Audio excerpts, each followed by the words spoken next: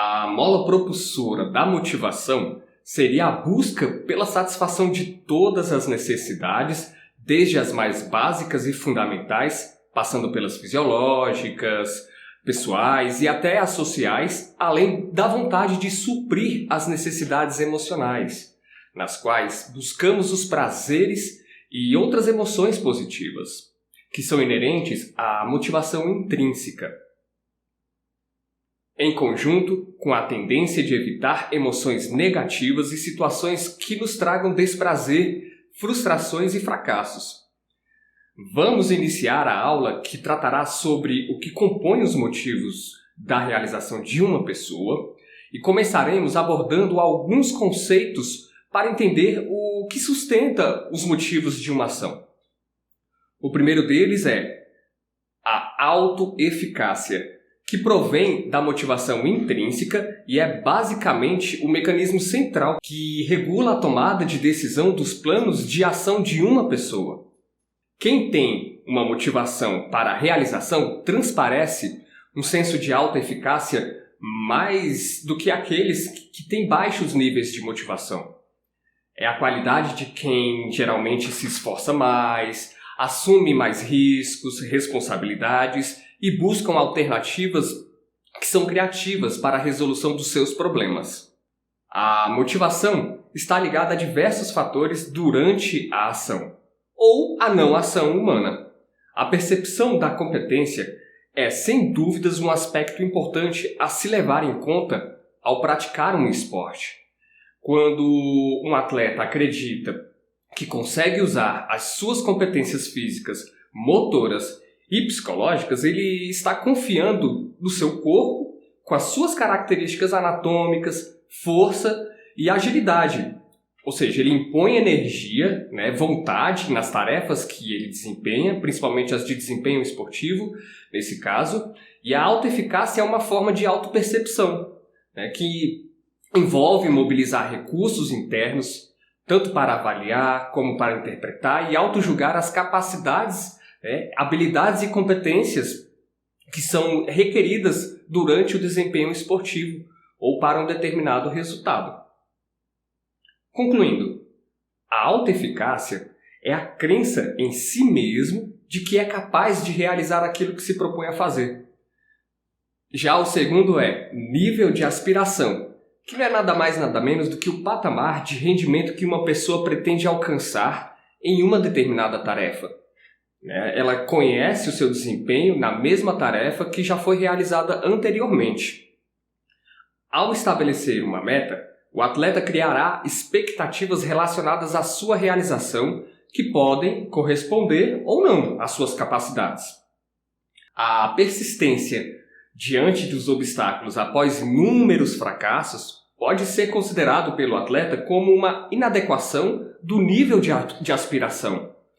As fontes de experiência direta e indireta da autoeficácia no esporte exercem papel direto e efetivo, pois por meio delas pode-se estabelecer esses níveis de rendimento futuros.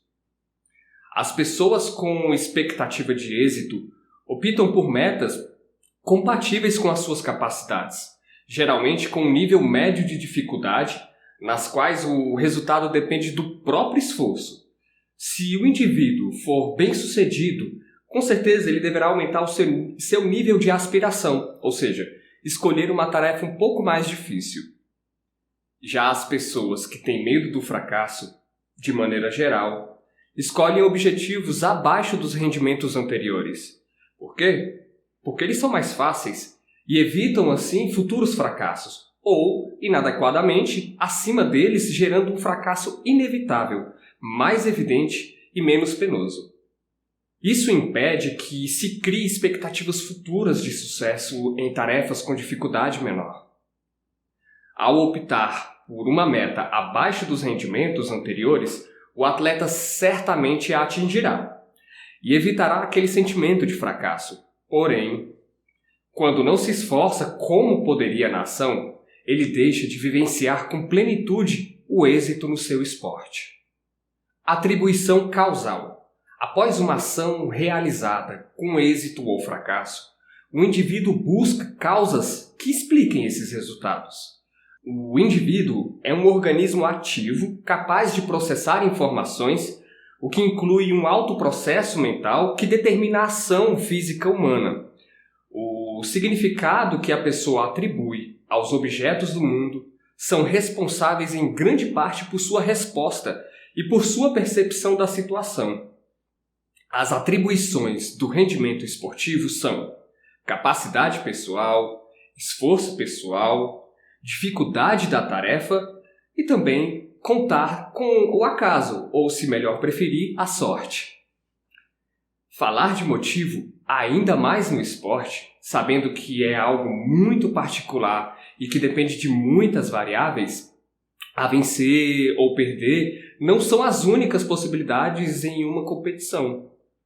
Um resultado interpretado como êxito, quando reflete atributos desejáveis para o indivíduo, seja pelo grande esforço, seja pela grande capacidade demonstrada. E por último, normas de referência.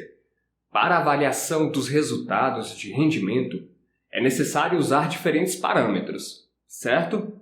Então, usar normas nos contextos esportivos e de educação física oferece uma análise e revela ações a serem tomadas.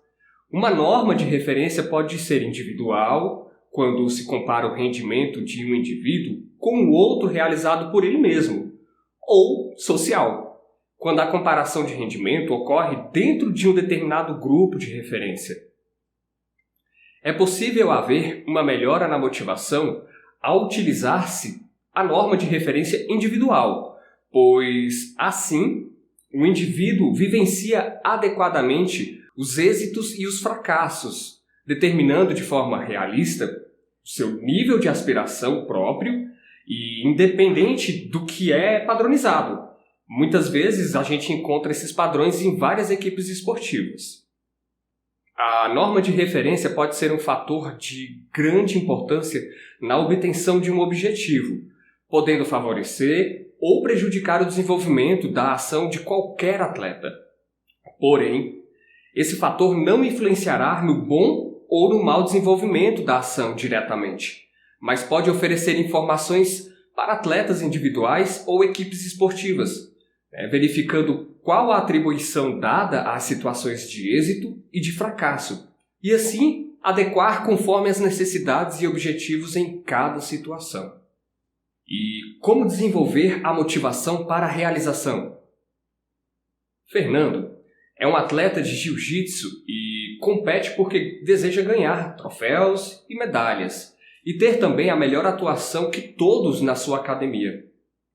Ele adotou uma orientação à meta de resultado, também conhecida como meta competitiva ou orientação para o ego, na qual o foco está em comparar-se com os outros e derrotá-los. Fernando sente-se bem em relação a si mesmo quando tem um bom resultado, ou seja, ele tem uma alta percepção de capacidade quando vence, mas não se sente tão bem quando perde e tem baixa percepção de capacidade. Já Júlia também gosta de vencer competições, mas ela pratica corrida principalmente para ter um desenvolvimento saudável, ganho de força e melhorar o seu físico. Ela adotou uma orientação à meta de tarefa, cujo foco está em melhorar a relação aos próprios desempenhos anteriores e a sua percepção de capacidade não está baseada em uma comparação com os outros. Esses exemplos ilustram como atletas podem ser orientados à tarefa e ao resultado em uma determinada situação. É possível haver as duas orientações, mas as pessoas tendem a favorecer uma das duas opções. Fique agora com algumas dicas que vão te guiar na orientação à realização.